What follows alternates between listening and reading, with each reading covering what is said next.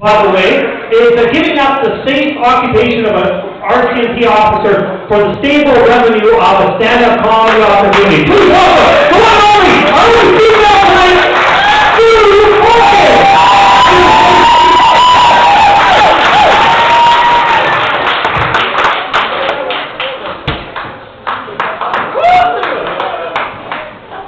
Yeah, that's right. I used to be a Mountie, and everybody knows that Mountie always gets her man.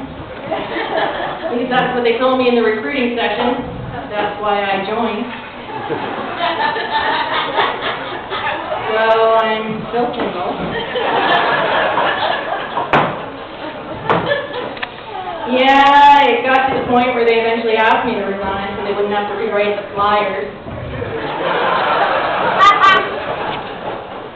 Oh, it's not that I didn't try. Night after night, I'd sit out in front of the bars, trying to pick up the drunks and get them into the back seat of my car.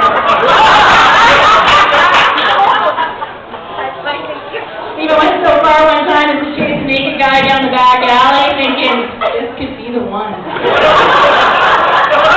Only to have someone else tackle him into a snowbank. There goes that dream. Yeah, and fellas, just so you know, February is probably not the best time to go streaking. There's just one small, itty-bitty problem with that. That's right, I'm talking about frostbite. Or, of course, then there's that other problem. Where are you going to put your ID? Yeah, well, I think I hit my dating peak in grade 2. Back in the days where, a sucker punch to a fellow lets them know that you're interested, little kissing tag, without the fear of sexual harassment or sexual assault charges. Those were the days. Now there's too many ways to screw it up. Come on too strong, and they think you're desperate. For example, meet a guy at the door, little crotch grab. That might be coming on a little too strong. And fellas, if you're going to meet someone at the door with a little crotch grab, you're just hoping you find what you're looking for.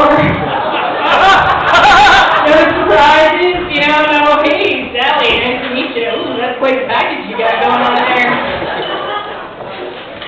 Then there's the opposite side of things, where you don't come on strong enough so they think you're not interested. For example, if you decide to take separate cars to the drive-in movie. Yeah, so, sometimes it's tough being a cop. You've got the shift work, you've got the paperwork, and then you have the need to restrain yourself when somebody really needs to have the living shit choked out of them.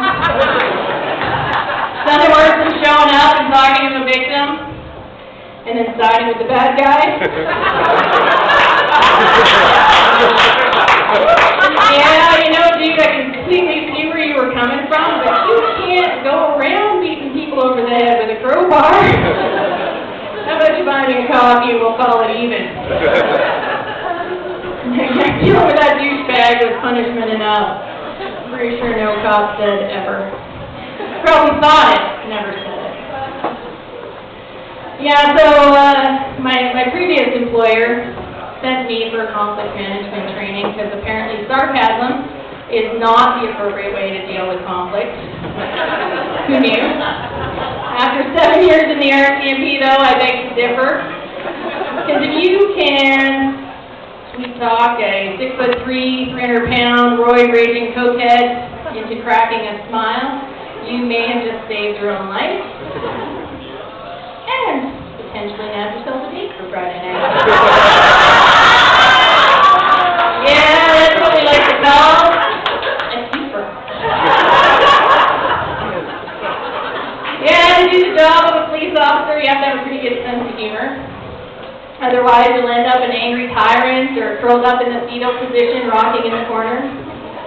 For example, one day I'm driving along, one of my coworkers comes over the radio and he says, "Hey, dude, you're a double D, right?" So I'm thinking to myself, there is no way that this is what it sounds like.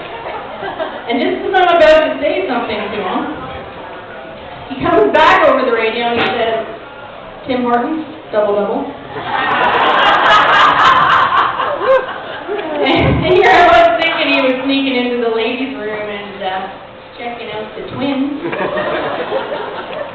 Yeah, they're not identical twins.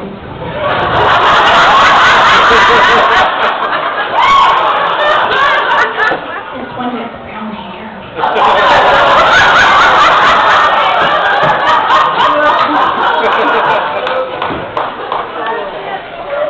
So it's shift work. Yeah, shift work. You in here work shift work. Hey! Hey, one person. Yeah, shift work can be hard, you know, it's hard on your sleep patterns, it's hard on your diet, it's hard on your social life. When everyone else is out having fun, you're out trying to ruin it.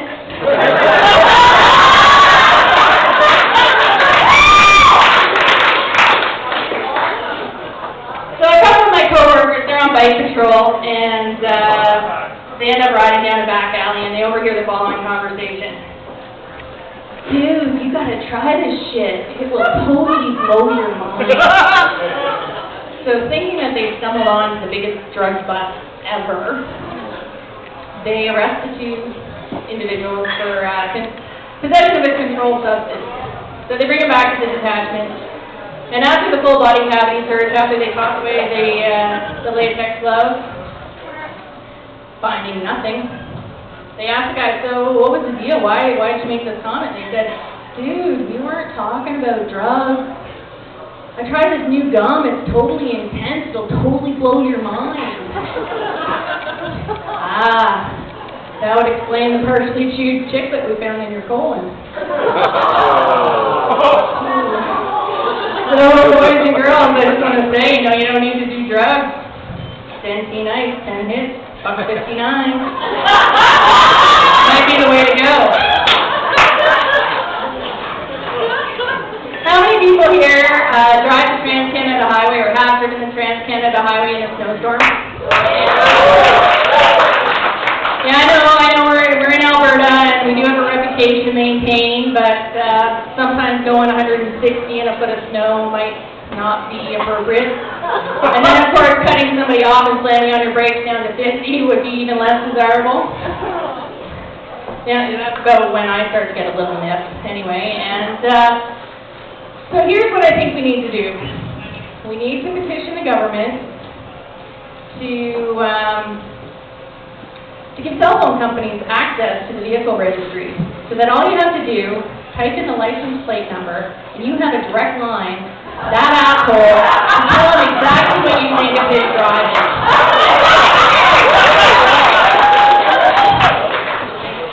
Hey, douchebag. Cracker Jack calls, they'd like their driver's license back. So I've been listening to stand-up comedy now for a few years, and there's 3 things that I've learned. Number 1, if you have a southern accent, you're 30% funnier. Number 2, a comic can make up any statistics and the audience will play along. And the third thing that I learned from listening to Blue Collar Radio, is anyone else here listen to Blue Collar Radio? Is that potentially I might be a redneck. All right, guys, you've been great. I just want to say, totally illegal if you get caught. My name's Susan Hawkins. Have a good night.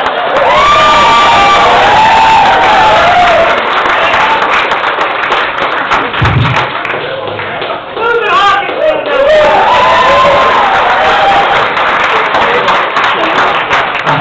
Oh, Susan, great job, woman. That's what we want, woman to call you. Don't make us great job. I don't know what a band to get arrested tonight, I tell you that. She's working. That's bad. Wouldn't you like to get arrested by her? That she's just great, eh? Grip her, straight, erection all the time. It'd be tough poking her in the eye like that. You start to get assault with the weapons. Anyway, okay, enough about that. Ladies and gentlemen, we're all really have